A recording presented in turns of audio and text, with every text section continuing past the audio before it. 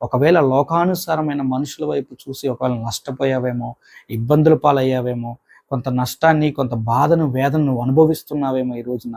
కానీ నా దేవుడు నీతో చెప్తున్న ఒక మాట ఏంటంటే, ఇదిగో ఇక మనుషులు ఒకవేళ నిన్ను ఏ స్థితిలో ఉంచినా దేవుడు నీ విషయంలో కలగజేసుకుంటున్నాడు. ఏంటంటే ఆయన మనస్సు నీ పైన దృష్టీకరించి ఉంది. కాబట్టి నువ్వు చేయవలసింది ఏంటంటే, ఇప్పటి వరకు ఎవరెవరిని ఆధారం చేసుకున్నావో నాకు తెలియదు కానీ, ఈ రోజున ఇగో ఈ వాక్యం ద్వారా దేవుని పైన నువ్వు ఆనుకొని ఉండు. దేవుని నువ్వు ఆధారం చేసుకో.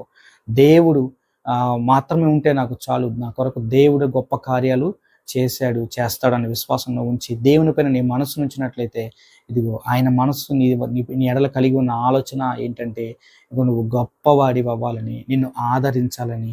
ఈ లోకం ఖచ్చితంగా మనల్ని ఏదో ఒక రోజున బాధకి, వేదనకి గురి చేస్తుందని, మనం ఎంత ఎవరిని ఆశ్రయించినా, వారి కొరకు మనము ఎంత ప్రయాసపడినా ఖచ్చితంగా వారికి ఏదో ఒక సమయంలో వారు మనల్ని ఖచ్చితంగా బాధకి గురి చేస్తారు. కానీ ఎప్పుడైతే మన మనస్సు దేవుని పైన ఆనుకొని, నా కొరకు దేవుడు గొప్ప కార్యాలు చేస్తాడు, ఏ స్థితిలోనైనా సరే దేవుడు మాత్రమే నాకు సహాయం చేయగలడనే గొప్ప నిరీక్షణను కలిగి, నువ్వు ప్రేమించే నీ ప్రేమ అంతటిని దేవుని పైన, లేదా నీ దృష్టి అంతటిని దేవుని పైన కేంద్రీకరించినప్పుడు, దేవుడు ఖచ్చితంగా నిన్ను ఆదరిస్తాడు, ప్రోత్సహిస్తాడు, అవకాశాలు కలుగజేస్తాడు.